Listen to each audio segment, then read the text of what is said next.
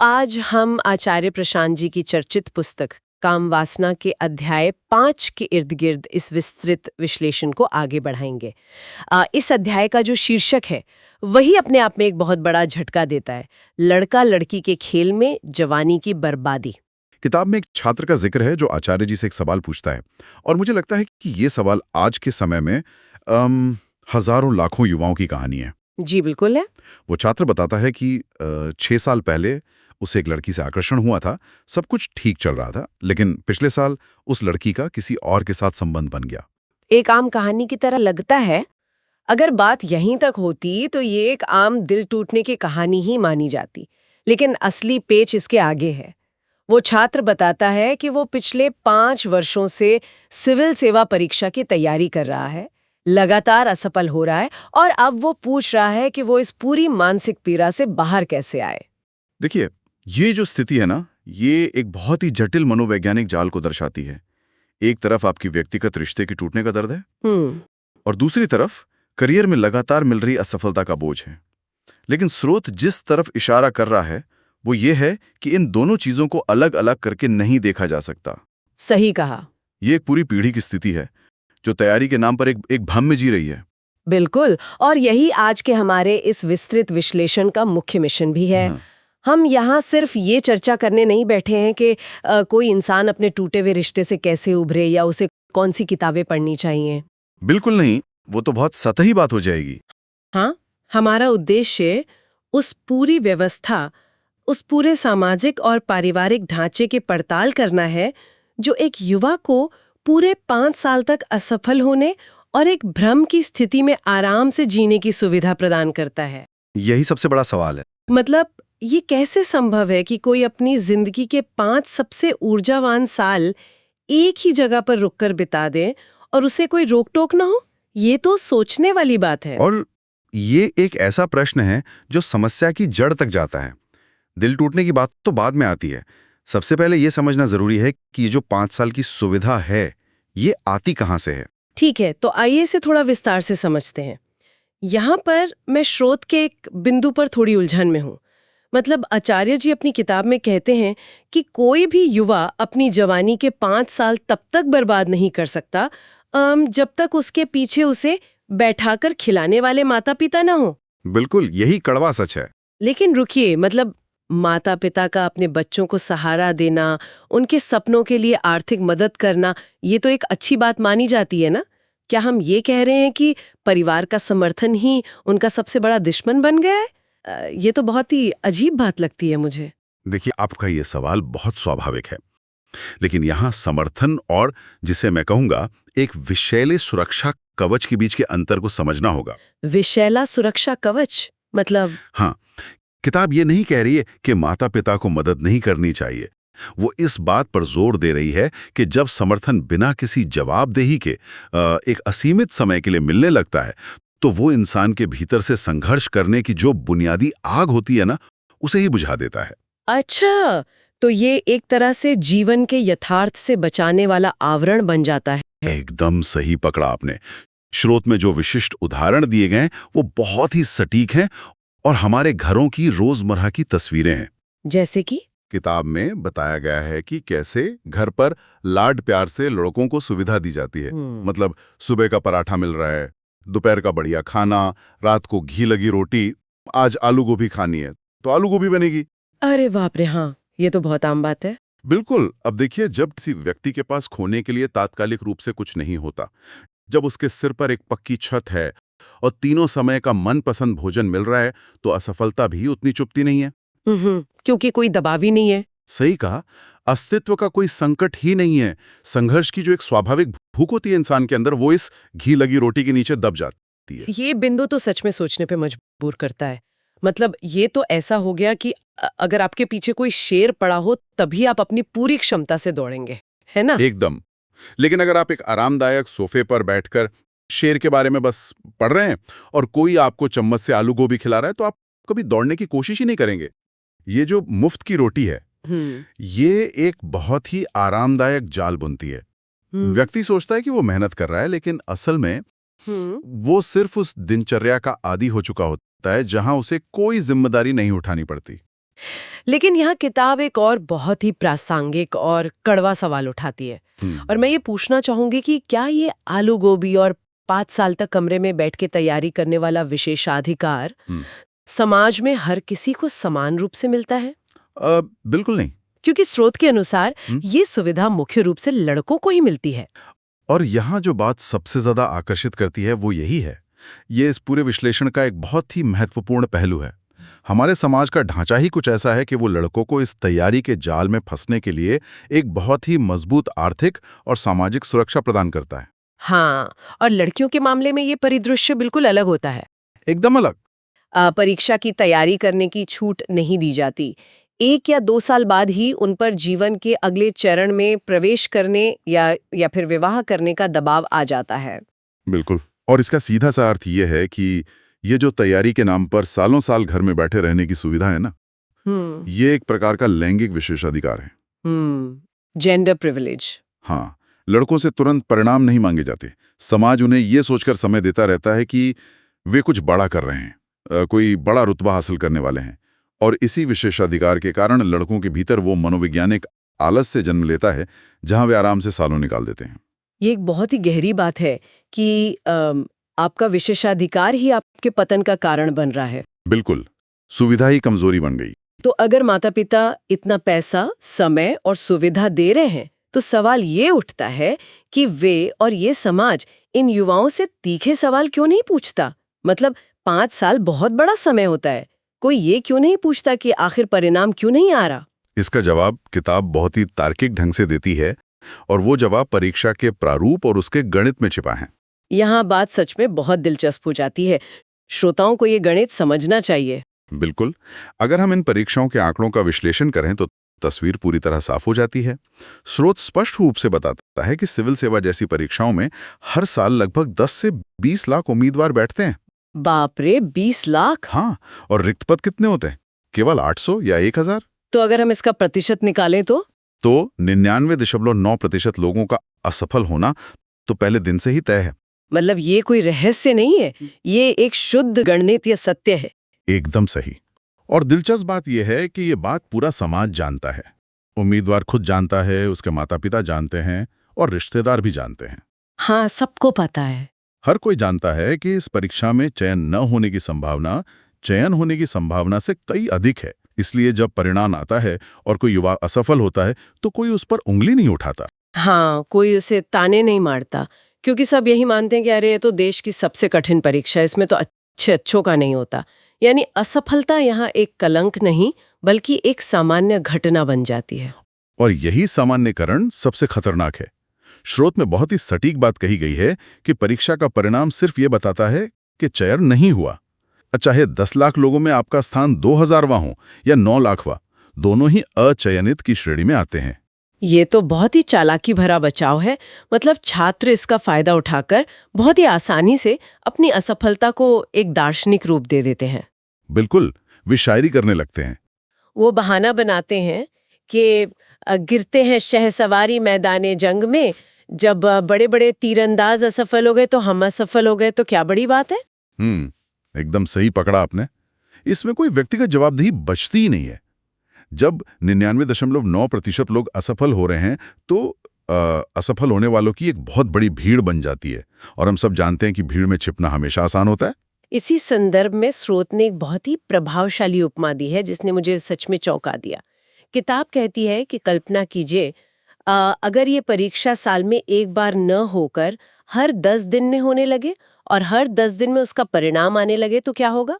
ये विचार अपने आप में पूरी व्यवस्था को पलट देने वाला है। जरा सोचिए, अगर हर 10 दिन में एक परीक्षा हो और हर 10 दिन में ये रिपोर्ट कार्ड सबके सामने आए कि कौन उम्मीदवार कितनी मेहनत कर रहा है, तो क्या होगा? क्या होगा? स्रोत का अनुमान है कि ऐसी स्थिति में केवल 10% परीक्षार्थी ही मैदान में बचेंगे, बाकी सब भाग जाएंगे। मुझे पहले ये उपमा समझ नहीं आई थी, लेकिन अब ये बिल्कुल साफ है। अगर हर 10 दिन में परिणाम आएगा तो आप खुद से या अपने माता पिता से झूठ नहीं बोल पाएंगे। बिल्कुल नहीं। आप ये नहीं कह पाएंगे कि मैं तो बहुत गहरी पढ़ाई कर रहा हूँ। हर 10 दिन की रिपोर्टिंग ये साबित कर देगी कि व्यक्ति वास्तव में पढ़ रहा है या सिर्फ कमरे का दरवाजा बंद करके समय काट रहा है। देखिए, इंसान का जो दिमाग है ना, वो इतनी दूर की डेडलाइन को गंभीरता से ले ही नहीं पाता। वर्तमान व्यवस्था में साल में सिर्फ एक बार परिणाम आता है। किताब बहुत ही तीखे शब्दों में कहती है कि ये वार्षिक प्रणाली युवाओं को साल भर आराम करने का लाइसेंस दे देती है। साल भर आराम करने का लाइसेंस? हाँ, 365 दिन में से 364 दिन कोई पूछने वाला नहीं है। कोई रोज की हाजिरी नहीं है कि आज कितने अध्याय पढ़े या कितने सवाल हल किए। बस वो परिणाम का एक दिन झेलना होता है, जिस दिन घर में थोड़ी उदासी होगी, शायद माता पिता थोड़ा निराश होंगे, और फिर अगले दिन से वही दिनचर्या शुरू। वही घी लगी रोटी और वही आराम। ये एक अंधीन चक्र बन जाता है। तो जब इस तरह का लाइसेंस मिल जाता है, जहां कोई दैनिक जवाबदेही नहीं है और इंसान के पास बहुत सारा खाली समय है, तो सबसे बड़ा सवाल ये उठता है कि ये समय कहाँ खर्च होता है। और यहीं से कहानी में वो मोड़ आता है जिसे स्रोत ने लड़का लड़की का खेल कहा है। मतलब जब उस छात्र ने सवाल पूछा था कि उसकी प्रेमिका उसे छोड़कर चली गई और उसकी 5 साल की तैयारी बर्बाद हो गई, तो असलियत तो ये है कि वो खाली समय और वो भटकाव ही मुख्य कारण थे। बिल्कुल।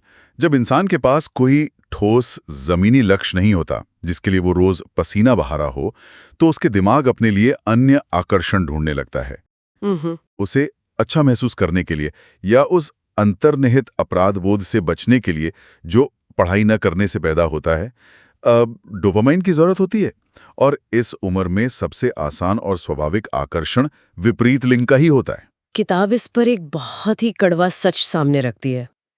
आचार्य जी कहते हैं कि अगर कोई व्यक्ति वास्तव में किसी सार्थक और बहुत बड़े लक्ष्य की ओर बढ़ रहा है, जिसके लिए वो अपना खून पसीना एक कर रहा है, तो उसके पास इन सब खेलों के लिए समय ही कहाँ बचेगा। ये तो समय और ऊर्जा के गणित का सीधा सा सवाल है। अगर हम इसे एक बड़े परिदृश्य से जोड़कर देखें, तो एक दिन में इंसान के पास 10 से 12 जागृत और सक्रिय घंटे होते हैं। हाँ। स्रोत स्पष्ट करता है कि अगर कोई किसी रोमानी रिश्ते में है, तो उन 10-12 घंटों में से कम 2 से 4 घंटे तो उस रिश्ते में चले ही जाते हैं। ये सोचना कि 15 दिन में सिर्फ 15 मिनट बात करके कोई रिश्ता निभाया जा सकता है, ये एक बहुत बड़ा भ्रम है। बिल्कुल। रिश्ते समय मांगते हैं, मानसिक ऊर्जा मांगते हैं। एकदम सही। गर्लफ्रेंड या बॉयफ्रेंड होने का मतलब ये नहीं होता कि मैंने अपना दिल तुझको दिया, बल्कि इसका व्यावहारिक मतलब होता है मैंने अपना समय तुझको दिया। और ध्यान दीजिए, समय ही वो एकमात्र संसाधन है जो एक परीक्षार्थी के पास होता है। सही बात है। जब सबसे बहुमूल्य समय और सबसे अच्छी मानसिक ऊर्जा उस रिश्ते के बारे में सोचने, बात करने या उस पर विलाप करने में लगा दी, तो फिर उस बड़े लक्ष्य के लिए क्या बचा जिसके नाम पर कमरा बंद किया गया था? शून्य। यहाँ मुझे स्रोत के एक हिस्से को समझने में थोड़ी मुश्किल हुई थी। इस भटकाव को समझाने के लिए किताब में ब्लड बैंक और नारियल पानी के उदाहरण दिए गए हैं। मतलब आकर्षण की तुलना ब्लड बैंक से? ये थोड़ा अजीब और कठोर लगता है ना? स्रोत इसे कैसे जोड़ता है? ये उपमा वास्तव में आकर्षण के पीछे के जैविक यथार्थ को उघाड़ती है। देखिए, जब हम सच्चे प्यार या आकर्षण की बात करते हैं, तो अक्सर उसे बहुत महिमा मंडित कर देते हैं कि वही एक इंसान मेरे लिए बना है। बिल्कुल। लेकिन किताब जीव विज्ञान की बात करती है। जब इंसान को खून की सख्त जरूरत होती है और वो ब्लड बैंक जाता है, तो वो वहां जाके ये नखरे नहीं करता कि मुझे तो किसी बहुत ही सुंदर लड़की का ही खून चाहिए क्योंकि मेरे दिल में वही बसती है। जब जीवन और मृत्यु का सवाल होता है, तब इंसान जानता है कि खून सिर्फ एक जैविक रसायन है। वो किसी भी स्वस्थ इंसान का हो, काम करेगा। एकदम सही। इसी तरह से शरीर के बाकी सब पदार्थ, रसायन और हार्मोन्स सब एक बराबर हैं। ये जो आकर्षण उस छात्र को महसूस हो रहा है, जिसके टूटने पर वो इतना विलाप कर रहा है, वो बुनियादी तौर पर हार्मोन्स का खेल है। शरीर को एक विशेष आयु में उन रसायनों की आवश्यकता महसूस होती है। और नारियल पानी का भी यही उदाहरण है ना? बिल्कुल। जब किसी को बहुत तेज प्यास लगी हो और वो नारियल पानी पीता है, तो वो ये नहीं देखता कि ये किस ब्रांड का है या उस डिब्बे का सीरियल नंबर क्या है। अगर एक डिब्बे से पानी नहीं मिला तो वो दूसरे डिब्बे से पी लेता है। वो रोने नहीं बैठता कि मुझे तो वही वाला नारियल पानी चाहिए था। बहुत खूब। स्रोत यही समझाने की कोशिश कर रहा है कि जो चीजें केवल शारीरिक और हार्मोनल स्तर पर काम करती हैं, उनमें बहुत ज्यादा अद्वितीयता या जिसे कहें सच्चाई खोजना एक भ्रम है।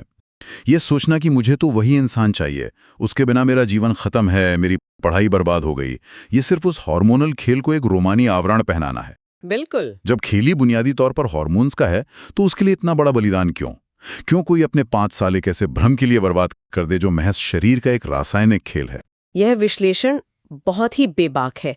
तो अगर हम इस पूरी तस्वीर को एक साथ देखें, एक युवा अपने आरामदायक कमरे में बैठा है, माता पिता उसे खाना दे रहे हैं, परीक्षा साल में सिर्फ एक बार होती है, इसलिए कोई दैनिक जवाबदेही नहीं है, और वो अपना खाली समय और ऊर्जा इस हार्मोनल भटकाव में बर्बाद कर रहा है। हाँ, यह सब सुनकर ऐसा लगता है कि यह सिर्फ उस अकेले व्यक्ति का या हद से हद उसके परिवार का नुकसान है। और यहीं पर यह चर्चा अपने सबसे गंभीर मोड़ पर पहुंचती है। स्रोत इस पूरी स्थिति को सिर्फ एक व्यक्तिगत समस्या के रूप में नहीं छोड़ता। अच्छा? किताब स्पष्ट करती है कि ये एक बहुत बड़ा राष्ट्रीय संकट है जो चुपचाप इस देश की नींव को खोखला कर रहा है। तो इस सब का असल में क्या मतलब है? स्रोत इस पर क्या तथ्य प्रस्तुत करता है? मैंने पढ़ा था कि पहले सरकारी नौकरी या सिविल सेवा पाने की उम्र सीमा 28 साल हुआ करती थी। हाँ बिल्कुल। लेकिन अब इसे बढ़ाकर 32, 35 या कुछ आरक्षित मामलों में 40 साल तक कर दिया गया है। इससे एक बहुत ही महत्वपूर्ण सवाल खड़ा होता है, और ये उम्र का बढ़ना एक बहुत बड़ी त्रासदी है। अगर हम मनोविज्ञान और जीव विज्ञान को देखें तो 25 से 28 साल की उम्र इंसान के जीवन का वो समय होता है जब उसमें सबसे अधिक ऊर्जा होती है। सही बात है। सबसे अधिक रचनात्मकता और जोखिम लेने की क्षमता होती है। ये वो उम्र है जब युवाओं को ऊंचे से ऊंचे काम करने चाहिए, नई चुनौतियां स्वीकार करनी चाहिए, उद्यमशीलता दिखानी चाहिए, स्टार्टअप्स बनाने चाहिए और समाज को एक नई दिशा देनी चाहिए। लेकिन यथार्थ क्या है? हमारे देश के लाखों युवा उन छोटे छोटे घुटन भरे 10 बाई 10 के कमरों में बैठकर 5-5 साल तक सिर्फ कोचिंग संस्थानों के दरवाजे खटखटा रहे हैं। उनकी पूरी दुनिया उस एक कमरे और चंद किताबों में सिमट कर रह गई है। और अगर हम इस पूरे परिदृश्य का गहराई से विश्लेषण करें तो हम पाएंगे कि इस आर्थिक और बौद्धिक शून्यता का बहुत बड़ा प्रभाव है। किताब में एक बहुत ही प्रासंगिक विचार दिया गया है कि अगर इस पूरे नुकसान का मुद्रीकरण किया जाए, यानी इसे मोनेटाइज किया जाए, तो क्या होगा? मतलब अगर हम ये हिसाब लगाएं कि इतने सारे युवा जो अपनी उत्पादक उम्र में कोई भी आर्थिक या रचनात्मक योगदान नहीं दे रहे हैं, बल्कि सिर्फ संसाधनों का उपभोग कर रहे हैं, तो जीडीपी को कितना नुकसान हो रहा है? वो नुकसान निश्चित रूप से अरबों में होगा। 10 लाख युवा अगर 5 साल तक कोई उत्पादन नहीं कर रहे तो वो एक बहुत बड़ा आर्थिक वैक्यूम है। बाप रे, ये तो सच में बहुत बड़ा नंबर होगा। बिल्कुल। हम छोटी छोटी आर्थिक नीतियों पर जीडीपी की गणना करते हैं, लेकिन इस प्रतियोगी परीक्षा की बीमारी से देश की अर्थव्यवस्था और मानव संसाधन को जो चोट पहुंच रही है, उसकी कोई चर्चा ही नहीं करता। लेकिन मुझे लगता है कि स्रोत का मुख्य जोर सिर्फ पैसों या जीडीपी पर नहीं है। किताब बहुत स्पष्ट रूप से कहती है कि बात सिर्फ अर्थव्यवस्था की नहीं है, बल्कि जीवन के सौंदर्य और उस अनमोल ऊर्जा के नष्ट होने की है। मैं पूरी तरह सहमत हूं। 40 साल की उम्र तक एक प्रवेश परीक्षा देना न केवल अव्यवहारिक है, बल्कि हास्यास्पद भी है। बिल्कुल। आज के तेज रफ्तार वाले समय में लोग 45 या 50 की उम्र में अपने करियर से रिटायर होने या कोई दूसरी पारी शुरू करने की योजना बनाने लगते हैं, और यहाँ लोग 40 साल की उम्र तक अपने करियर की पहली सीढ़ी चढ़ने के लिए परीक्षा दे रहे हैं। ये जीवन चक्र का पूरी तरह से उल्टा हो जाना है। ये तो सच में चिंताजनक है। तो फिर इसका रास्ता क्या है? अगर कोई युवा सच में किसी परीक्षा की तैयारी करना चाहता है, तो उसे क्या करना चाहिए? स्रोत इसमें क्या अंतिम समाधान दिखाता है? स्रोत इसका बहुत ही स्पष्ट, व्यावहारिक और शायद थोड़ा कठोर समाधान देता है। अपने लिए समय सीमा तय करना, अपने लिए एक लक्ष्मण रेखा खींचना बहुत जरूरी है। यानी 1 या 2 साल और अधिकतम 2 प्रयास। बिल्कुल। अगर सिविल सेवा या कोई भी परीक्षा देनी है तो खुद पर यह प्रतिबंध लगाना होगा कि अधिकतम 2 प्रयास किए जाएंगे, और अगर 2 बार में चयन नहीं होता है तो पूरी ईमानदारी के साथ सच्चाई को स्वीकार करना होगा कि ये रास्ता मेरे लिए नहीं है या मैं इसके लिए नहीं बना हूं। किताब के शब्द बहुत कड़े हैं। ईमानदारी से झोला उठाएं, कमरा खाली करें, बाहर निकलें और कोई काम धंधा ढूंढें।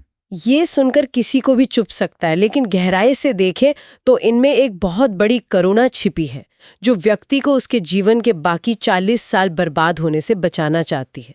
ये कठोर इसलिए लगता है क्योंकि ये सीधा सच है। बिना किसी परिणाम के सालों साल घर की मुफ्त की रोटी तोड़ना न केवल उस व्यक्ति के स्वयं के विकास के लिए विनाशकारी है, बल्कि पूरे परिवार और समाज के संसाधनों का भी गलत उपयोग है। सही कहा। आज के इस चर्चा ने सच में कई ऐसे जाले साफ कर दिए हैं जिन्हें अक्सर तैयारी और संघर्ष के नाम पर महिमा मंडित किया जाता है। आज के इस गहरे विश्लेषण को समाप्त करते हुए श्रोताओं के मनन के लिए एक ऐसा विचार छोड़ना प्रासंगिक होगा जिसका उल्लेख स्रोत में सीधे तौर पर तो नहीं था, लेकिन जो आज की चर्चा की आत्मा से गहराई से जुड़ा है। वो विचार क्या है? विचार ये है कि सिविल सेवा परीक्षा तो इस पूरी मानसिकता को समझने के लिए महज एक बहुत बड़ा उदाहरण था, लेकिन जरा अपने आसपास नजर दौड़ाएं। आज के इस आधुनिक और तेज तर्रार समाज में ऐसे और कौन-कौन से सम्माननीय लक्ष्य, या जिसे आज की भाषा में हसल कहा जाता है, मौजूद हैं? बहुत ही दिलचस्प सवाल है। क्या एक के बाद एक स्टार्टअप शुरू करने का सपना देखना और जमीनी स्तर पर कुछ न बनाना, या महीनों तक घर बैठकर फ्रीलांसिंग के नाम पर सिर्फ कंप्यूटर के सामने समय बिताना, ऐसे नए बहाने नहीं बन गए हैं? बिल्कुल, ये भी उसी ठहराव के नए रूप हो सकते हैं। सोचने वाली बात यह है कि क्या आज की युवा पीढ़ी इन नए नए आकर्षक शब्दों का उपयोग वास्तविक जीवन की कठोर जिम्मेदारियों से बचने और अपने उसी सुरक्षित वेटिंग रूम में छिपे रहने के लिए तो नहीं कर रही है? ये वास्तव में एक बहुत ही गहरा सवाल है जो इस बात पर चिंतन करने को मजबूर करता है कि हम वास्तव में क्या कर रहे हैं और हम खुद को क्या कहानी सुना रहे हैं। इस सवाल के साथ आज की चर्चा को यहीं विराम देते हैं। इस विस्तृत विश्लेषण में बस इतना ही। सुनते रहिए और सबसे महत्वपूर्ण बात, गहराई से सोचते रहिए।